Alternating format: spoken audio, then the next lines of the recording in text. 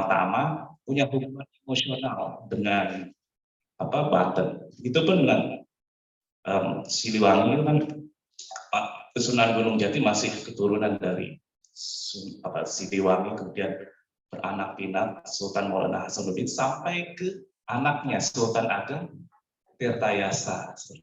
Jadi memang itu hubungan emosional, tetapi hubungan historisnya sangat kuat sekali. Begitu. Jadi saya tertarik dari nama tersebut. Kemudian ketika masuk Untirta, belajar, kemudian sharing ilmu ke mahasiswa, saya bertanya nih terlebih dahulu, kenal nggak Sultan Ageng Tirtayasa? Waktu itu studi kebantenan 2018 D3 akuntansi atau manajemen ya. Yang cantik-cantik itu. Nah, dari situ saya tanya, mereka pada umumnya belum tahu siapa itu Sultan Ageng Tirtayasa, begitu. Dan apalagi fotonya, begitu. Karena di jejaring sosial lini masa masih ada kontroversi antara foto yang diadaptasi dari Sultan Ageng Tirtayasa itu malah menggunakan foto dari Sultan Ageng Prakusumo. Tapi itu juga masih kontroversi, apakah itu betul Sultan Agung Prakusumo. Begitu. Dari nama saja, kemudian beralih. Terus saya melihat juga berbagai simbol-simbol yang terdapat dalam bangunan yang ada di Untirta ini.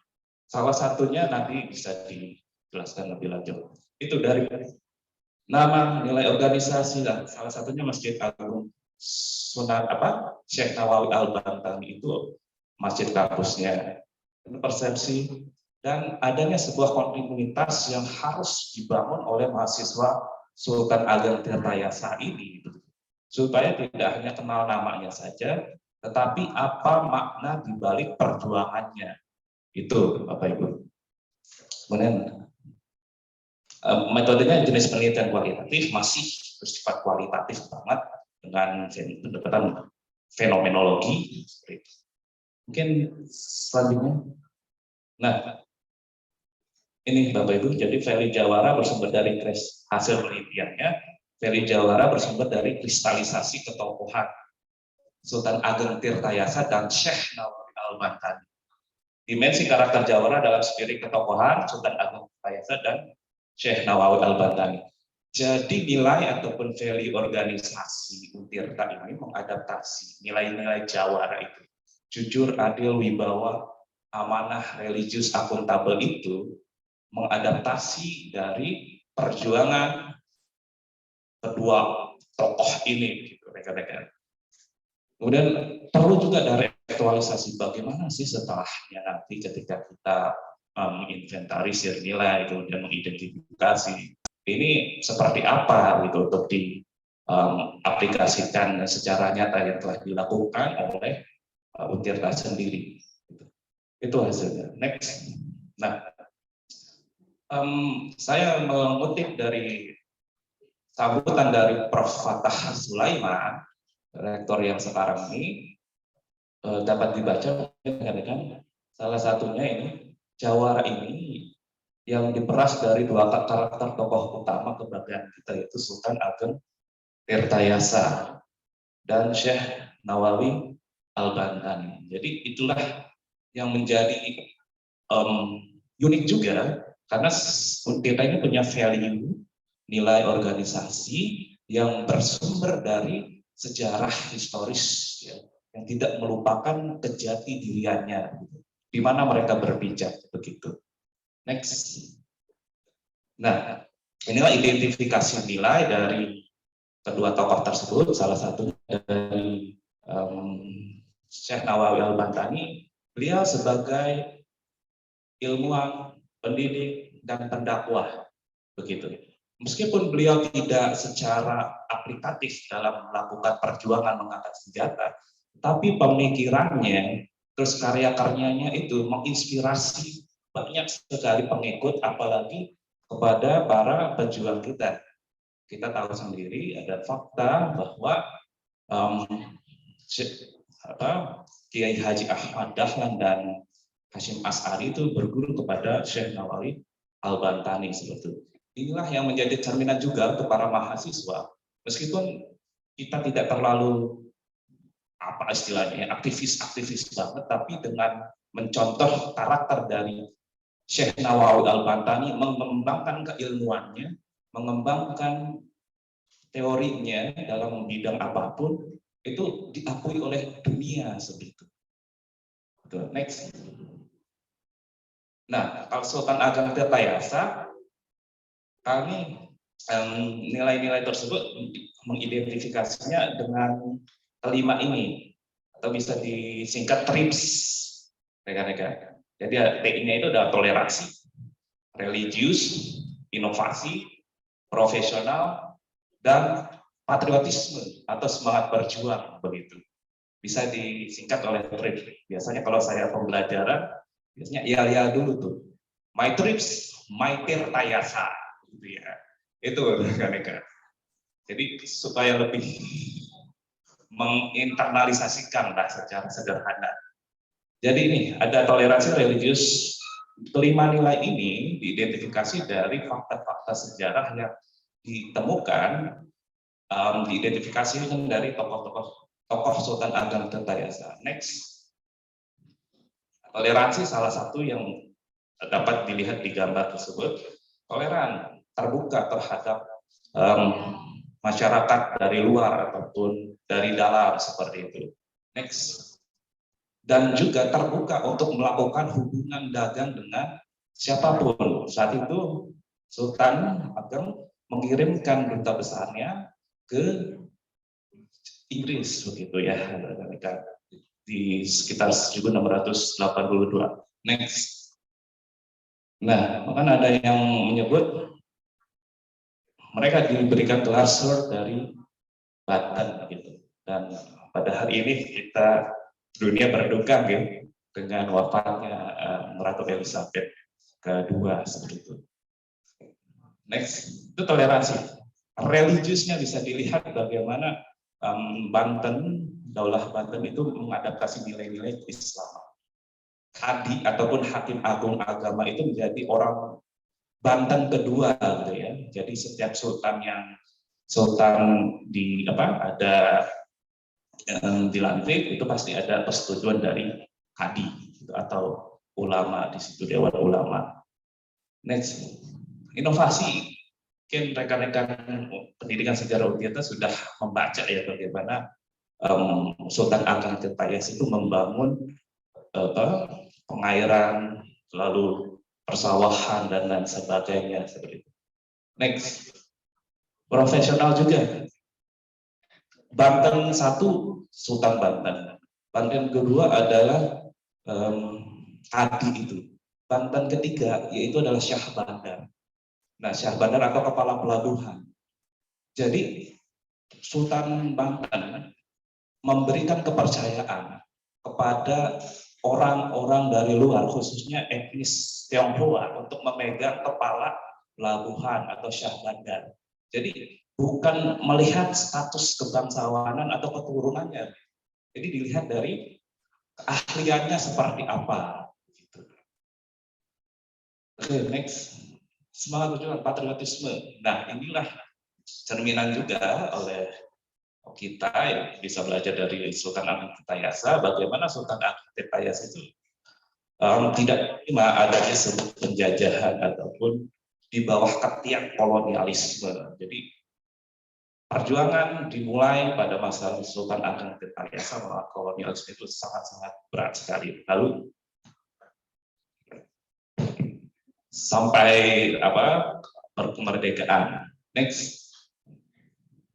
Nah, strategi reaktualisasinya bisa dilihat di sini, rekan-rekan, di Tridharma sekali lagi, baik di Gatra Pendidikan, Tridharma Perguruan Tinggi, di Tridharma Perguruan Tinggi Pendidikan, Pengabdian, dan Penelitian seperti itu. Next. Nah, salah satunya tadi seperti yang diungkapkan oleh Rektor, bagaimana nilai-nilai jawara dari reaktualisasi kedua tokoh tersebut itu dapat diimplementasi. Salah satunya dengan ini program prioritas yang telah dicanangkan Green Campus untuk mengadaptasikan upaya-upaya yang telah dilakukan oleh Sultan Ageng Tirtayasa dan sisi religiusnya terutama keagamaan dengan baik di ekstrakurikuler maupun intrakurikuler gitu. Next. Mungkin ini juga Bapak Ibu rekan-rekan bagaimana kampus Untirta ini ternyata mengadaptasi nilai sejarah. Salah satu contohnya dari nama masjid kampusnya yang dahulu di Pakupatan, restorannya sekarang pindah ke Sindang-Sari. Itu Syekh Nawawi Al-Bantani seperti itu. Ini. Next. Lalu ada gapuranya juga. Gapura yang di Pakupatan juga di teater terbuka itu ada gapura apa? Bentar dengan gapura raksa itu, batu raksa itu mengadaptasi dari keraton Kaibon. Bapak Ibu bisa nanti ke sana gitu. Bahkan di instansi pemerintahan di Banten itu gapuranya sangat khas sekali. Jadi mengadaptasi gapura yang ada di keraton Kaibon. Begitu juga dengan Untirta. Next. Dan nanti kalau Bapak Ibu dari Siliwangi berkesempatan ke Sindang-Sari, pun di sana juga mengadaptasi dari gapura Padu Raksa yang ada di Kaibon juga yang tertutup itu pas pada bagian depannya seperti itu. Next. Selain itu juga gedung rektorat utama juga mengadaptasi dari Masjid Agung Banten dari menaranya dan apanya itu masjidnya itu limasan lima itu seperti itu. Next. Dan juga tidak hanya tangible saja, intangible bagaimana pihak rektorat ataupun kita itu juga sowan berziarah ke makam Sultan Ageng Tirtayasa sampai kalau orang Banten bilang kalah berkahnya begitu. Ini yang telah dilakukan oleh Rektor Untirta tahun Pak Soleh Hidayat, Profesor Dr. Soleh Hidayat. Next. Dan yang terakhir juga dari logonya Bapak Ibu. Rekan-rekan, kalau kalian lihat, cermati, di situ ada beberapa hal yang sangat historis banget. Salah satunya dari menara masjidnya. Ya. Itu melambangkan keteguhan iman. Lalu ada dua garis merah. Di bawah adalah dua aliran sungai Ciujung dan Cidurian. Ini sejak zaman Sultan Ageng Tirtayasa digunakan untuk sumber daya air, mengaliri irigasi. Dan juga sumber pertahanan juga untuk menghadapi kolonial seperti itu. Dan juga ada dua bulu angsa sebagai alat tulis. Saya bersama teman-teman ke Museum Pendidikan UPI, di situ bulu angsa dahulu digunakan sebagai alat tulis utama. Apalagi di Banten saat ini juga banyak pesantren yang menganut Salafi itu dahulu juga menggunakan alat tulis dari bulu angsa seperti tinta tersebut begitu. Next. Begitu Bapak Ibu, jadi ini adalah sebuah penelitian yang ada banyak juga karena masih awal, studi kualitatif banget bisa dikembangkan dalam seperti yang telah dilakukan oleh Pak Oka dari pengembangannya R&D-nya, tapi telah dilakukan juga secara kebijakan oleh Pak Rektor dari mulai value-nya yang sudah dijadikan statuta, kemudian konsep jawara yang sudah diimplementasikan kepada nilai-nilai intrakurikuler maupun ekstrakurikuler. Tinggal bagaimana jurusan pendidikan sejarah ini dan tentunya FKIP Untirta ini bisa mengembangkan dalam ranah metodenya, model pembelajaran dan sebagainya. Dan ini juga bisa memberikan rekomendasi untuk meneliti yang sejenis untuk nilai-nilai apa saja sih yang terkandung dalam tokoh-tokoh yang dijadikan nama universitas seperti itu. Siliwangi, Gajah Mada, terus Patimura dan lain sebagainya. Begitu Bapak Ibu. Mungkin itu saja yang dapat kami sampaikan. Mohon maaf apabila ada salah dan kata. My trips, my tirtayasa. Terima kasih. Mohon maaf sekali lagi. Assalamualaikum warahmatullahi wabarakatuh.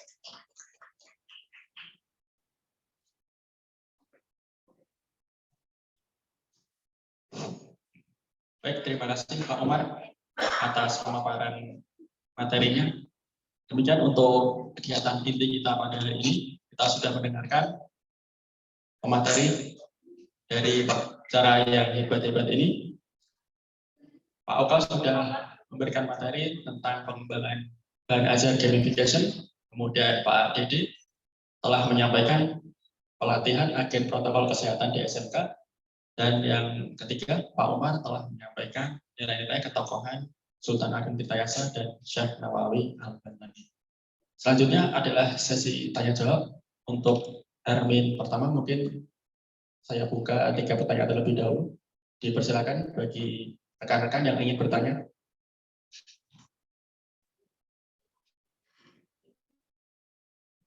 Silakan. Ya. Ya, boleh. Baik.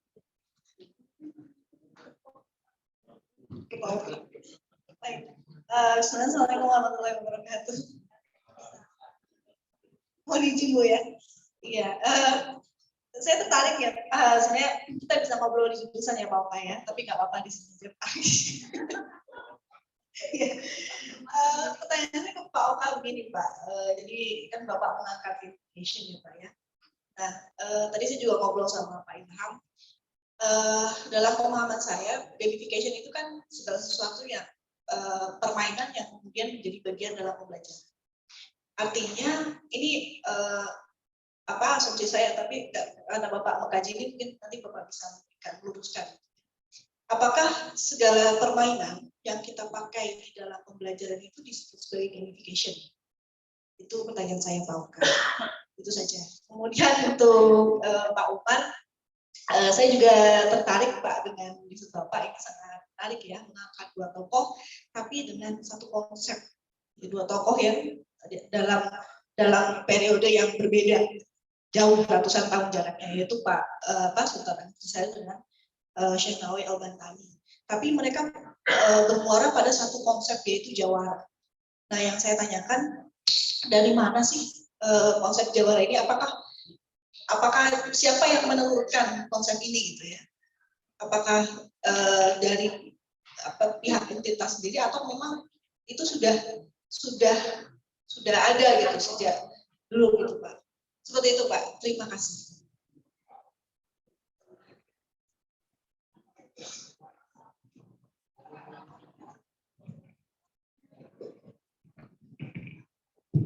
Terima kasih pertanyaannya dari Bu Leli Armiati. Untuk pertanyaan ditampung terlebih dahulu ya, Bapak ya. Setelah semua ada 3 pertanyaan nanti Bapak-bapak pemateri dipersilakan untuk menjawab. Selanjutnya, apakah ada pertanyaan lagi? Silakan ya dari Putri. Baik, Assalamualaikum warahmatullahi wabarakatuh.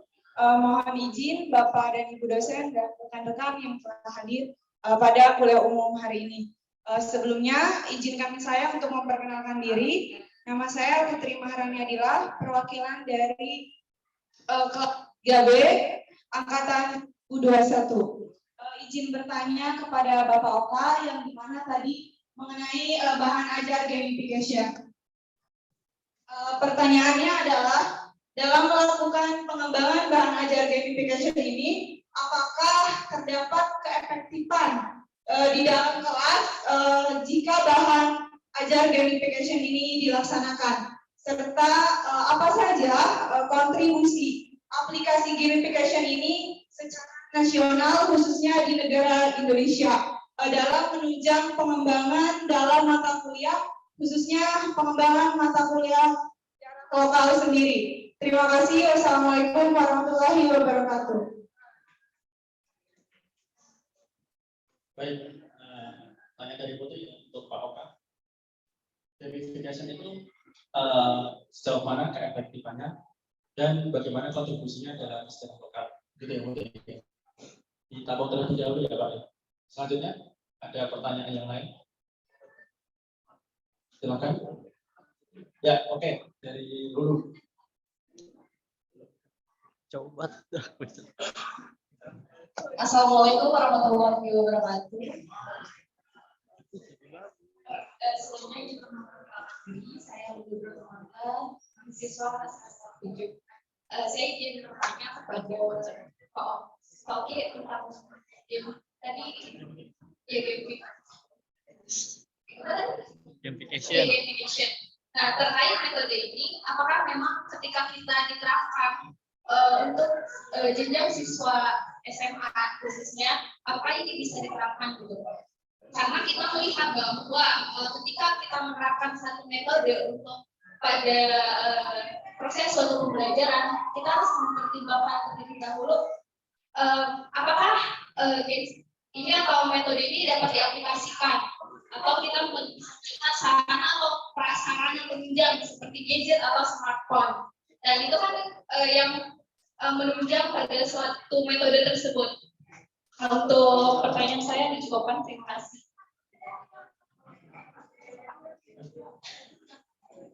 Baik, terima kasih dulu atas pertanyaannya. Mungkin saya ulangi lagi Pak dari pertanyaan dari 3 penanya. Yang pertama dari Ibu Laili Armiati, untuk Pak Oka, setiap permainan yang diterapkan di pembelajaran itu disebut dengan gamification. Dan pertanyaan kedua dari Ibu Laili untuk Pak Umar, dari mana konsep jawara ini berasal Pak? Kemudian pertanyaan dari Putri ya, penanya kedua untuk Pak Oka, gamification ini sejauh mana tingkat keefektifannya dan kontribusinya dalam mata kuliah kesehatan. Kemudian pertanyaan yang ketiga dari Lulu untuk Pak Oka juga, gamification ini apakah bisa diterapkan di siswa tingkat SMA? Mungkin ada yang ingin memulai untuk menjawab.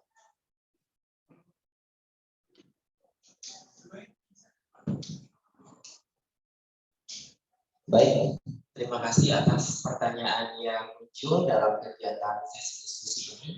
Saya akan mencoba menjawab satu persatu ya, mulai dari pertanyaan pertama. Oke, mulai yang pertanyaan pertama. Di sini saya mencatat bahwa apakah semua permainan masuk ke dalam gamification? Itu ya, boleh ya? Oke, tadi saya sempat menyampaikan penjelasan mengenai gamification ya. Gamification adalah implementasi unsur-unsur yang ada di dalam game ke dalam kegiatan non-game konteks. Non-game konteks tadi sudah dijelaskan, seperti belajar atau pemasaran misalnya dan lain sebagainya. Karena pada awalnya gamification itu bukan untuk kegiatan pembelajaran awalnya, tetapi untuk pemasaran ya, untuk pemasaran di website pada saat itu. Nah, jadi fokusnya game di sini adalah game yang berbentuk digital ya. Jadi permainan ada yang berbentuk digital, ada yang non digital ya. Seperti permainan tradisional itu kan non digital ya. Nah, fokusnya untuk gamification adalah permainan yang berbentuk digital. Unsur-unsurnya bila itu dikatakan gamification itu harus ada unsur-unsurnya atau ada elemen-elemennya. Yang pertama misalnya elemennya ada user, ada yang memainkannya gitu, nggak cuma nonton aja, nggak cuma nonton game, tapi memainkan game tersebut dalam kegiatan pembelajaran misalnya, itu adalah user. Selain user, ada yang namanya task, tadi saya sudah menyampaikan. Si task ini artinya tugas, atau ngapain aja sih user ini dalam main game itu? Apakah seperti yang saya buat tadi memainkan quiz, atau memainkan game yang lainnya? Karena tidak hanya quiz dan gamification itu, tetapi ada permainan yang sifatnya berpetualang juga. Ya, ya Minecraft itu ya, game Minecraft juga ada tugasnya itu, memainkannya, tinggal seperti apa perbedaan. Kemudian ada levelnya. Nah, levelnya apa? Nah, yang saya buat ada levelnya. Levelnya ini berdasarkan karakteristik atau peranan bupati pada saat menjabat atau memimpin di Kabupaten Galuh dan Kabupaten Sukapura atau Tasikmalaya. Kemudian selanjutnya ada poin ya. Jadi setiap menyelesaikan isi ada poinnya. Apakah poinnya 10, 5 atau berapa? Kemudian selanjutnya ada yang namanya badge tadi ya. Badge itu misalnya begini. Badge itu sebagai reward ya, reward. Ada reward karena user berhasil menyelesaikan tugasnya. Kalau quiz berarti berhasil mengerjakan quiz dengan benar. Misalnya kalau yang saya buat itu badge yang emas, mengerjakan quiz dalam waktu katakanlah 1 menit bisa, itu dapat badge-nya emas. Kemudian kalau misalkan badge-nya perak, user berhasil menyelesaikan katakanlah 3 menit dan perunggu user berhasil menyelesaikan 5 menit. Nah, yang dinamakan suatu game yang bisa dikatakan sebagai gamification, setidaknya ada unsur-unsur tersebut ya. Tidak mesti semuanya, gitu. Tidak mesti semua. Karena penelitian-penelitian yang pernah saya baca, tidak mesti semua unsur gitu. Jadi setidaknya user ya pasti ya. User pasti ada yang memainkannya. Atau setidaknya ada poinnya, ada levelnya. Jadi ada fitur-fitur penting. Itu baru bisa dilakukan. Kurang lebih seperti itu lagi ya. Nanti kalau kurang jelas kita ngobrol lagi lah ya. Tiap hari kita mau di jurusan ya. Gitu. Oke, selanjutnya pertanyaan yang kedua ya. Langsung saja ya Pak Anggi ya. Oke, untuk yang kedua ada 2 pertanyaan ya. Apakah terdapat keefektifan di dalam kelas ya? Pertama, yang kedua, bagaimana kontribusinya secara nasional di Indonesia khususnya mata kuliah sejarah lokal? Pertanyaannya ya. Nah, untuk melihat hal tersebut efektif atau tidak, tentu harus dilakukan sebuah penelitian sehingga kesimpulan kita sesuai dengan data di lapangan ya. Kita tidak bisa menyimpulkan itu efektif atau tidak karena hanya melihat perilaku yang muncul gitu, berdasarkan pandangan kita. Tentu harus dianalisis kan. Kalau misalkan untuk melihat efektif atau tidak datanya berlandaskan dari data kuantitatif, menurut saya ini lebih mudah ukurnya. Misalnya gini, untuk melihat efektif atau tidak, kita melihat dari hasil belajarnya. Berdasarkan penelitian yang sudah saya lakukan, saya lakukan ini untuk melihat keefektifannya. Gimana hal ini saya lakukan dengan penelitian eksperimen ya, jadi ada kelas eksperimen dan kelas kontrol. Saya lihat hasil belajarnya. Ketika saya hitung, berdasarkan uji hipotesisnya itu berpengaruh ya, berpengaruh. Tapi itu belum selesai, belum terlihat efektifnya. Terlihat efektifnya nanti akan terlihat pada perhitungan endgame-nya. Nah, ketika saya hitung ya, efektifannya itu saya berdasarkan indikator berpikir kritis dan kreatif. Ternyata efektif untuk meningkatkan keterampilan berpikir kritis dan berpikir kreatif. Tuh, ya. Jadi berdasarkan bukti empiris yang sudah saya lakukan buat gamification ini dengan materi Bupati Sukapura dan Galuh terbukti ampuh dalam meningkatkan keterampilan berpikir kritis dan kreatif mahasiswa di Unsil ya, di Unsil dan di Unigal Galuh. Tapi ini belum tentu jika diterapkan di Untirta atau di kampus lainnya, karena nanti akan dicoba sesuai dengan karakteristik dan materi. Tapi berdasarkan empiris yang pertama itu terbukti efektif ya. Nah, kemudian kontribusi secara nasional, wah ini sangat gimana ya kalau saya katakan. Kalau gamification dengan materi yang saya buat, Bupati Sukapura dan Galuh, tentu baru hanya Unsil dan Unigal. Tetapi kalau misalkan kita berbicara gamification secara umumnya, saya rasa teman-teman juga sudah pernah menjumpainya ya. Jadi gamification itu yang sering dijumpai misalnya di aplikasi ZIS, aplikasi Kahoot, itu sebenarnya aplikasi gamification. Tinggal bagaimana seorang pengajar meramunya dengan baik sehingga unsur-unsur gamification-nya bisa terlihat dan dimanfaatkan dengan baik. Kalau untuk mata kuliah sejarah lokal, kan sejarah lokal, saya belum dapat informasi ya, apakah mata kuliah sejarah lokal juga menggunakan aplikasi berbasis gamification atau tidak. Tapi kalau menggunakan aplikasi LMS, iya. LMS itu seperti Classroom, seperti Edmodo, Schoology, Padlet, dan lain sebagainya. LMS. Tapi kalau gamification, mungkin ya, kalau tidak salah Pak Fauzan juga pernah mengembangkan gamification ya di mata kuliah yang ada di Untin. Sejak pergerakan kalau nggak salah ya. Lupa lagi lah, nanti tanyakan ke Pak Fauzan ya. Nanti Pak Fauzan juga pernah menggunakannya. Wah, aplikasinya beda gitu, aplikasi apa gitu. Kalau saya aplikasi yang saya buat sendiri. Ya kurang lebih seperti itu ya untuk yang kedua. Dan untuk yang ketiga, apakah gamification ini sebenarnya bukan metode ya, bukan metode dan bukan model. Ini hanya konsep ya, konsep menggunakan game dalam kegiatan pembelajaran. Cuma saya integrasikan nih konsep ini dalam kegiatan pembelajaran. Berarti saya harus mikir kira-kira model pembelajaran yang cocok, model apa gitu kan? Kalau siswa sekarang saya rasa lebih suka sesuatu yang baru ya.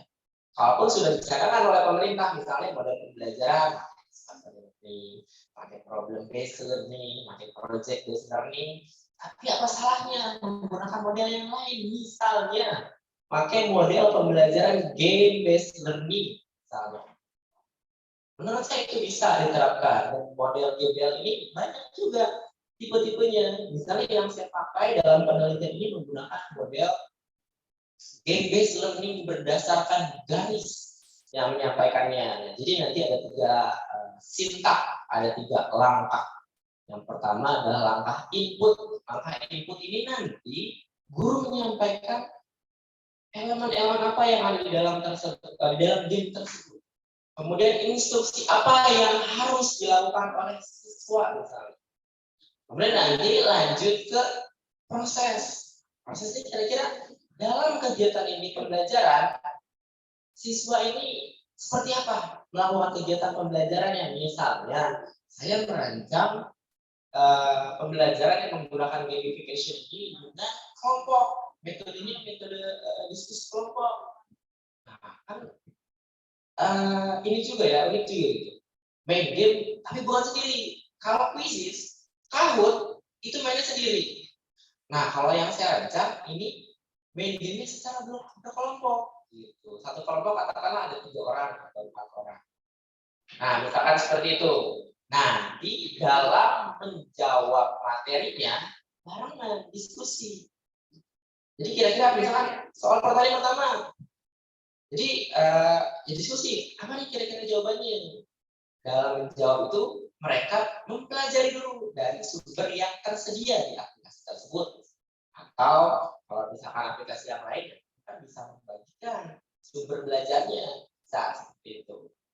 Nanti begitu urutannya terus sampai terakhir ya, sampai soal habis. Setelah itu nanti guru melakukan refleksi. Itu namanya pada tahap the briefing. Refleksi terkait penggunaan bahan ajarnya, refleksi terkait bisa kendalanya, dan nanti terakhir adalah tahap outcome. Tahap outcome ini adalah tahap untuk melihat hasilnya, hasil belajar yang bisa dilihat dengan membagikan soal misalnya atau evaluasi berupa post-test. Bisa seperti itu kurang lebih.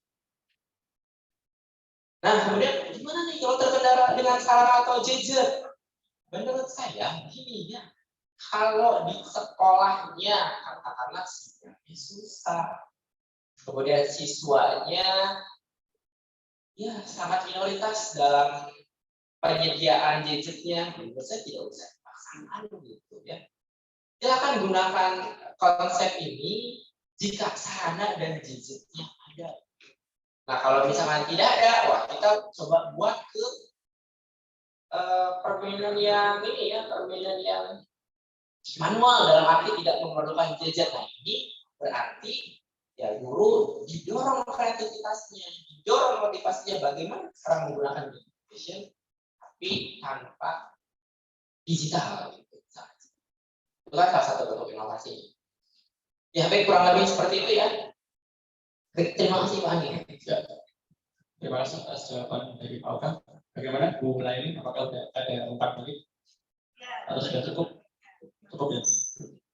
Dari Putri Mahardani dan Nurul Tulmakna, apakah sudah cukup? Cukup ya. Baik, selanjutnya untuk Pak Omar. Siap. Ya, Pak, silakan. Terima kasih Bu Lairi untuk pertanyaannya. Kata Jawa sendiri dalam konteksnya nilai organisasi itu sudah ada dalam 1 tahun Tirta tahun 2015. Tetapi dalam konsep sosiologis dan historis itu sudah jauh sebelum itu dibahas. Salah satu contohnya oleh Bu Rina Lubis, Sultan Ulama dan Jawara. Konsep itu sudah lawas banget begitu, bukan hal yang baru lagi. Tapi kan dikaitkan dengan bagaimana dahulu jawara atau juara itu adalah sebuah status akibat runtuhnya Kesultanan Banten, kehilangan kekuasaan, terus munculnya istilahnya orang-orang yang ingin melawan kemudian mengambil hegemoni kembali seperti itu. Biasanya ada ulama, ada jawara, pasti ada ulama seperti itu, jadi satu kesatuan yang sangat kental banget di masyarakat Banten. Sultan, ulama dan jawara sekarang. Kalau sultan kan sudah tidak ada lagi kalau konteks sekarang. Beralih zaman konsep jawara ini mengalami sebuah penurunan makna, lalu dikaitkan dengan preman dan lain sebagainya. Biasanya di Bojonegoro dan pabrik-pabrik itu pasti ada centeng-centengnya situ gitu. Dan berkaitan dengan penamaan, unik juga ini Bapak Ibu, kalau kita lihat dari aspek penamaannya, kenapa sih bisa muncul ini? 2015, memang saya melihat Pak Fatah ini sebagai konseptornya, beserta Prof. Soleh Hidayat dan rekan-rekan di tahun tersebut. Begitu. Dan kenapa harus memilih Jawara seperti itu? Kemungkinan konsep yang sudah ada viral dalam benak masyarakat itu dijadikan, diambil dulu lah, karena masyarakat ini mengenal Jawara dan lain sebagainya. Jadi beliau Wali Badar Tirta itu mengambil konsep yang kata Jawara yang sudah dikenal oleh masyarakat, kemudian digatuk-gatukan gitu dalam tanda kutip, cocok-cocokan nih kalau bicara ilmu penamaan nama, seperti misalnya di Ciwaru ini, karena mungkin dahulu ada banyak pohon waru di sini, sehingga dikenallah Ciwaru. Itu begitu dengan kata Jawara. Jadi sudah ada katanya terlebih dahulu, sudah kenal masyarakat Banten dengan kata Jawara. Tinggal bagaimana itu dikontekstualisasikan dalam nilai universitas nih. Kita harus punya sebuah brand value. Kalau di Mas Habib ya, waktu di UNY dulu kan ada Mas Habib dan Mas Ilham Cemani. Mungkin ingat, cendekia, mandiri, dan nurani. Ya, Cemani disingkat ya. Cendekia, mandiri, dan nurani pun seperti itu diintirkan. Nah, digatuk-gatukan seperti apa nih? Akhirnya tarik tadi seperti membahas fakta dari kedua tokoh Sultan Ageng Tirtayasa dari namanya juga universitas, dan karena ini konteks pendidikan juga diambil tuh tokoh pendidikan yang sangat kental banget dalam Banten dan juga dunia, yaitu Syekh Nawawi Al-Bantani seperti itu. Nah, tinggal diidentifikasi nilai-nilai apa saja tuh, jujur, adil, wibawa, amanah, religius, dan akuntabel seperti itu. Seperti itu Bu Leli. Tinggal bagaimana tuh, apakah ini secara filosofis memang sudah kata-kata Jawa, jujur, adil, wibawa secara filosofis, apa seperti sila itu, apa sudah hierarkis dan lain sebagainya itu. Ya, apakah terkesan dipaksakan itu ya, atau ya karena apa itu nilai universitas, bagaimana kita selaku akademisi menjawab tantangan tersebut yang diuraikan oleh para founding father Untirta. Bagaimana nih bisa mengadaptasi nilai jawara, bisa mengidentifikasi nilai jawara dari aspek fakta sejarah yang detailnya seperti itu. Mereka itulah penelitian tadi berupaya untuk membahas tersebut. Begitu. Kemudian, ya, lalu dari segi linguistik juga pendekatan linguistik, karena Sultan Ampel-Tirta-Yasa dan Syekh Nawawi ini jarak tahunnya berbeda, tapi kami mendekati secara historis dan segi simbolisnya juga simbolis linguistiknya seperti itu. Dan bisa juga untuk kedepannya Pak Oka, ide dari Pak Oka ini bisa diadaptasi. Bagaimana mengembangkan gamification, bahkan ada gamification khusus ada materi Sultan Ageng Tirta-Yasa dan Syekh Nawawi Al-Bantani tersebut. Ini kesempatan untuk mahasiswa jurusan Pendidikan Sejarah semester 7 nih yang belum dapat judul, begitu. Mungkin Pak Oka bisa jadi pembimbing ahlinya, gitu ya Pak Oka ya. Begitu rekan-rekan. Jadi seperti itu Bu Leri, masalah penamaan mungkin ya ada gatung yang terlalu dipaksakan dan lain sebagainya. Tapi secara akademik kita menjawabnya secara tadi fakta-fakta sejarahnya. Begitu mungkin seperti itu. Mohon maaf sekali lagi. Assalamualaikum warahmatullahi wabarakatuh.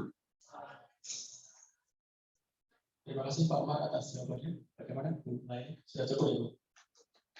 Baik Bapak Ibu dan rekan-rekan mahasiswa semua, berhubung waktu sudah menunjukkan 11:30 ya, dan untuk yang laki-laki diharuskan untuk sholat Jumat, maka untuk sesi pertanyaan mungkin dicukupkan sampai di sini. Terima kasih kepada Pak Oka, Pak Dede, dan Pak Omar atas penyampaian disertasi penelitian dan pengabdian masyarakatnya, dan terima kasih kepada Bapak. Oh ya, dan kemudian terima kasih kami ucapkan kepada Bapak Ibu dosen pendidikan sejarah fungsi dan pendidikan sejarah Untirta. Dan untuk rekan-rekan mahasiswa jangan lupa jam 2 nanti akan ada kuliah umum ya. Jadi jam 2 silakan kembali lagi ke tempat ini, akan ada kuliah umum. Terima kasih, saya kembalikan ke MC. Ya, terima kasih kepada Bapak Andi yang telah menjadi moderator dan kepada para pemateri juga. Untuk teman-teman semua, boleh meninggalkan ruangan, tetapi kembali lagi pada pukul 2 siang. Terima kasih. Wassalamualaikum warahmatullahi wabarakatuh.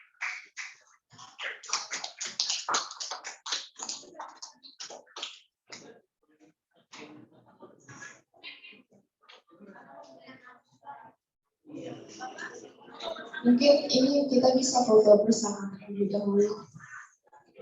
Kita foto bersama terlebih dahulu ya teman-teman.